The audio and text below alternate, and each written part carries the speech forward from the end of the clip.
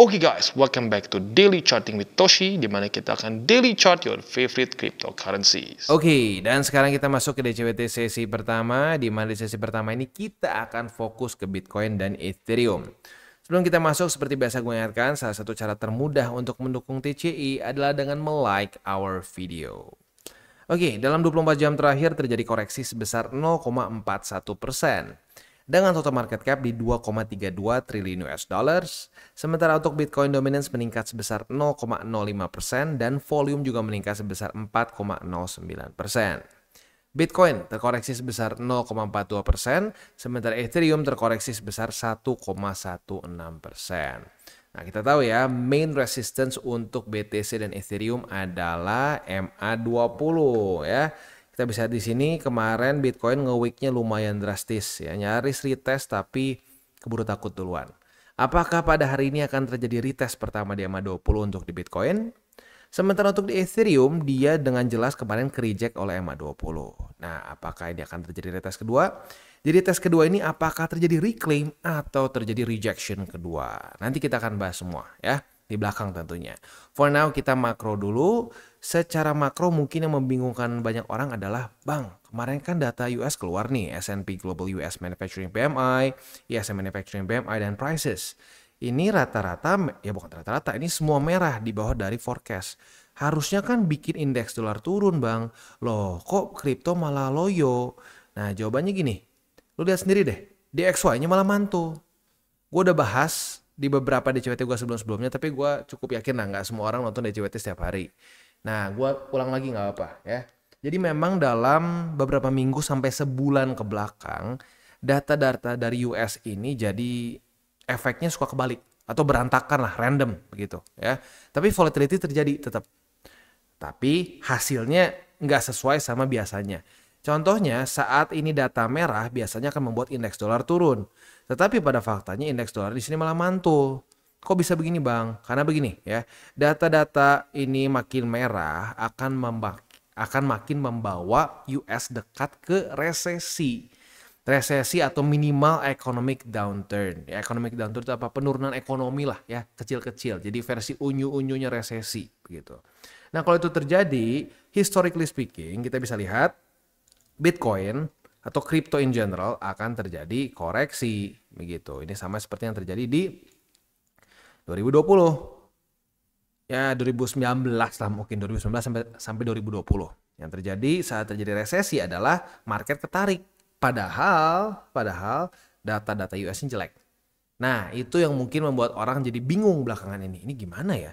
Datanya jelek sih buat US, tapi kalau jelek terus bisa masuk ke resesi nih. Nah, menurut gua dilema itu yang membuat kenapa jadi random. Kadang-kadang sesuai, ya sesuai. Kalau merah turun, kadang-kadang merah malah naik, begitu ya.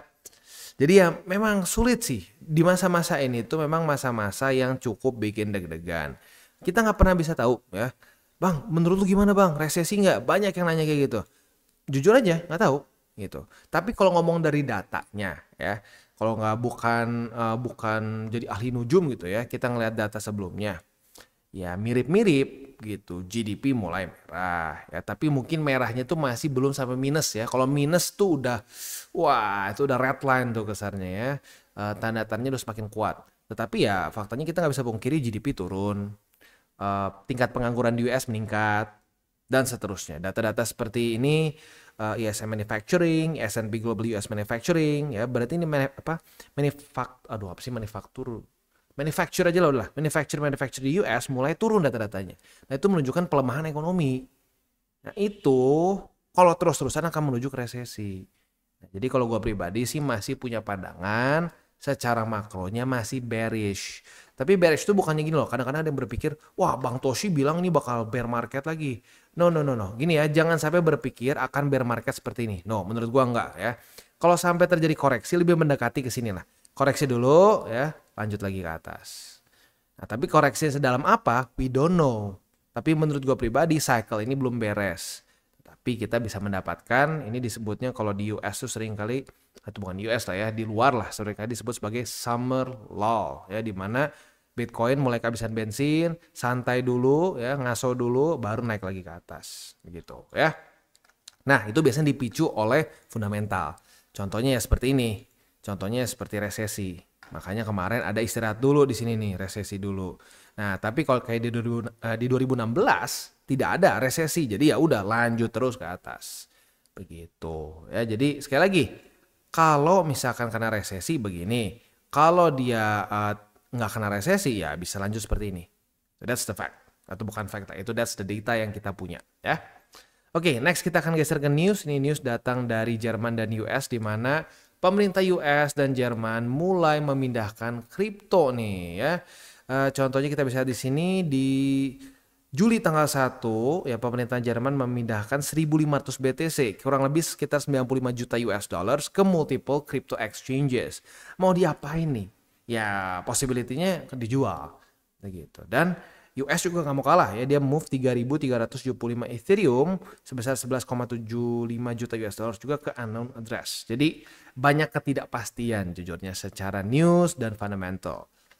Next kita akan geser ke news yang lumayan bullish lah ya, di mana Sony baru saja akan melaunch suatu crypto exchange di Jepang yang bernama S-Blocks ya.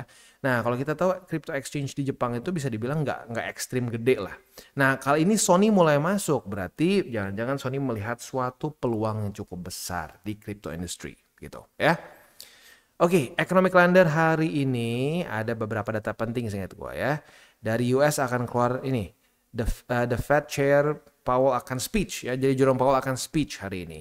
Nah, apa isi speechnya itu akan ngaruh. Kalau dia berkata-kata atau ya pidato dia cenderung hawkish ya seperti ini inflasi masih belum bisa dikontrol nih. Kita masih harus begini, begitu. Atau kita harus meningkatkan lagi interest rate. Nah, itu bisa membuat market drop lagi. Tapi dilemanya apa? Kalau tiba-tiba dia bilang, oke, kita turunin interest rate. Turunin dan ternyata inflasi terjun ternyata inflasi bukan terjun tapi naik lagi. Nah, itu juga bisa membuat suatu masa-masa stagflation and that's really bad. Jadi ya harus diakui kerjaan si Jerome Powell ini memang sulit ya. Selanjutnya adalah the jobs opening bulan Mei. Untuk ini harapannya adalah kalau dia di bawah dari forecast itu akan cenderung membuat indeks dolar melemah ya, tapi dengan syarat dan ketentuan ya. Seperti kita tahu, memang dalam beberapa minggu sampai bulan terakhir datanya suka ya random begitu. Keluarnya merah tapi bikin indeks dolar naik begitu. Jadi kalau gua sih lihatnya jamnya aja, jam segini dekat-dekat akan keluar news penting, maka bisa terjadi volatility. Ke atas atau ke bawah, we'll see. Ya, tapi buat lo yang punya posisi futures hati-hati. Semakin dekat ke sini dan belum kena target TP, lo ada kesempatan bisa terjadi volatility. Kalau sesuai harapan ya happy, tapi kalau nggak sesuai bisa cut loss gitu ya. Oke, next kita akan geser ke buy limit. Buy limitnya otomatis hari ini kita akan bahas mengenai BTC dan Ethereum dulu. Buat lo yang pengen pair favorit itu dimasukin ke DCWT sesi kedua, boleh komen di bawah. Apabila cukup banyak demandnya, kita akan masukkan ke DCWT sesi kedua ya. Oke, sebelum kita lanjut seperti biasa gue akan disclaimer dulu bahwa semua konten dari TCI bukanlah financial advice, ini semua bentuknya adalah edukasi. Lalu bagaimana cara untuk mendukung TCI? Ada banyak caranya, lu bisa like our video, bisa share our video, atau juga bisa menggunakan link referral kita di bawah. Nah, sekarang kita akan dengar dulu pesan-pesan dari sponsor kita pada hari ini. Oke, today's video is brought to you by Bybit. Di mana di Bybit ini kita bisa melakukan berbagai macam hal ya, mulai dari yang newbie sampai yang sudah advance. Buat mungkin lo merasa bahwa aduh bang, gue masih nggak ngerti nih TA, gue masih nggak ngerti charting dan seterusnya, tapi pengen akumulasi, pengen DCA murni, bisa lo tinggal masuk ke sini one click buy, di mana lo bisa pilih lo mau pakai apa ya fiatnya, lo tinggal pilih juga asetnya apa ya. Misalkan lo pengen akumulasi BTC, misalkan setiap hari Senin jam 7 pagi, misalkan gue pengen akumulasi BTC sebesar Rp100.000 misalkan ya, lu bisa langsung lakukan di sini. Bisa peer to peer, bisa Dana, Bank BRI dan lain-lain. Ini gila ya, bisa pakai BCA Mobile dan seterusnya. Jadi Bybit ini memang cocok banget buat orang-orang yang tinggal di Indo ya, bisa langsung pakai bank-bank yang memang sudah biasa kita pakai di Indo ya. Nah, buat yang intermediate sampai advance juga di sini ada spot, nah, dan juga ada leverage tokens, dan tentu juga ada derivatives trading, di mana kita bisa menggunakan kontrak yang USDT maupun USDC. Jadi di sini lo bisa pakai USDC ya, karena nggak semua exchanger bisa menerima untuk futuresnya pakai USDC ya. Dan tentunya juga lo bisa earning bunga juga dari kripto lo dan lain-lain. Dan tentu juga di sini kita bisa melakukan copy trade ya, di mana copy trade dari Bybit ini sudah cukup terkenal ya, dan kita bisa mendapatkan keuntungan juga. First copy trade kita bisa ada protection 100 USDT loss coverage ya, dan seterusnya ya. Jadi buat lo yang tertarik bisa silakan pakai. Klik di link referral kita di bawah. Oke, dan sekarang kita masuk ke Bitcoin. Untuk Bitcoin secara posisi spotnya berarti ya masih utuh semua ya. Bali limit pertama di 62.529, bali limit kedua di 60.800, dan bali limit ketiga di MA200 atau di 58.227. Itu untuk posisi spot di Bitcoin ya. Untuk posisi futuresnya sebenarnya kemarin ini nyaris banget terjadi retest ya. Arguably kita bisa anggap retest sih. So kalau lo pengen bisa buka posisi short atau pasang limit di MA20. Kalau terjadi retest kedua, otomatis kebuka posisi shortnya dan target TP di angka 62.529. Nah, untuk lebih safe-nya itu mungkin posisi short yang lebih cenderung agresif aja. Buat yang konservatif sampai intermediate mungkin skip aja ya, karena technically speaking kemarin nggak sampai kena gitu ya. Untuk posisi longnya juga hari ini sudah terjadi retest di 62.529 atau lebih tepatnya kemarin terjadi retest. Maka pada hari ini kita bisa limit juga posisi long. Retest kedua otomatis kebuka posisi longnya dan target TP kita di MA20 ya. Itu kurang lebih setup untuk di Bitcoin secara posisi futuresnya dan spotnya juga. Next kita geser ke Ethereum. Untuk Ethereum buy limit kedua di 3.356, buy limit ketiga di 3.279, dan that's it. Itu untuk posisi spot ya. Untuk posisi futuresnya, retest 1 sudah terjadi di MA20. Apabila pada hari ini terjadi retest kedua, kita bisa buka posisi short di MA20 dan target TP kita di angka 3.386 ya. Itu untuk posisi shortnya. Untuk posisi longnya ya belum terjadi retest pertama, jadi kita skip dulu aja. Sekarang kita akan lebih ke reminder ya, karena ya cukup simpel untuk Bitcoin dan Ethereum. Secara tren kita nggak bisa pungkiri masih cenderung bearish. Lower low, lower high, lower low, lower high, lower low, lower high, lower low, lower high. Di sini bisa nggak Bang dibilang ini suatu higher high? Bisa sih, tapi sedikit maksa gitu. Dan kalau menurut gue lebih baik kita melihat ini ada potensi bisa reversal adalah kalau dia bisa menaklukkan MA20. Karena pada faktanya kita bisa lihat di sini ya, MA20 ini yang akan biasanya menjadi pertanda apakah tren itu sudah selesai atau belum ya. Kayak contoh di sini sempat ke reclaim tapi jebol lagi. Sini reclaim, jebol lagi, tapi struktur mulai pecah dan akhirnya semuanya keambil di satu hari tanggal 15 Mei. Jadi ya penentuannya nih 20 dulu deh. Kalau 20 bisa ke reclaim, mulai ada kesempatan untuk bisa reversal. Tapi kalau belum bisa ke reclaim, jangan buru-buru deh ya. Oke, reminder untuk para newbies ya, please jangan terlalu heavy on alts ya, karena gue masih ada laporan beberapa yang, aduh Bang gimana ya Bang, gue udah minusnya gede banget nih. Ada yang minus, malah sekarang makin parah ya. Kalau dulu-dulu cuma 40, 50, sekarang ada yang 70, 60 gitu ya. Ya kemungkinan besar kenapa terjadi ya, kebanyakan pegang altcoins yang terlalu kecil market cap-nya. Nah itu akan membuat volatility di portfolio akan semakin tinggi gitu. Nah di masa-masa ini sayangnya volatility-nya adalah volatility yang cenderung turun begitu. Jadi ya itu ya mungkin saran yang harus gue ingetin terus. Buat lo yang masih baru mau bikin porto ya, ini satu peluang jangan terlalu kegedean di alts begitu. Jadi 70% BTC alts, 70% BTC Ethereum, 30% alts. Ya, dan kita akan tutup DCWT kita pada hari ini dengan 3 golden rules seperti biasa ya.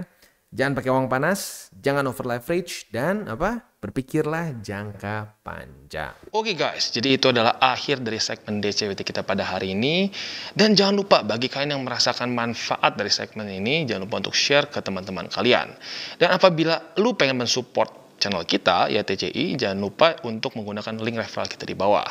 Nggak wajib ya, tetapi apabila lu menggunakan link referral kita di bawah, ada macam-macam ya, dari Bybit, Huobi, Maxi, toko kripto, dan banyak lagi ya. Ya, walaupun nggak wajib, tapi kalau menggunakan link referral kita, lu secara langsung membantu perkembangan dari TCI. Dan satu lagi, jangan lupa juga untuk join Telegram group kita, di mana kita bisa ngobrol-ngobrol santai mengenai dunia cryptocurrency secara dua arah. So, jangan lupa untuk like, subscribe, click the bell icon, and see you on the next video.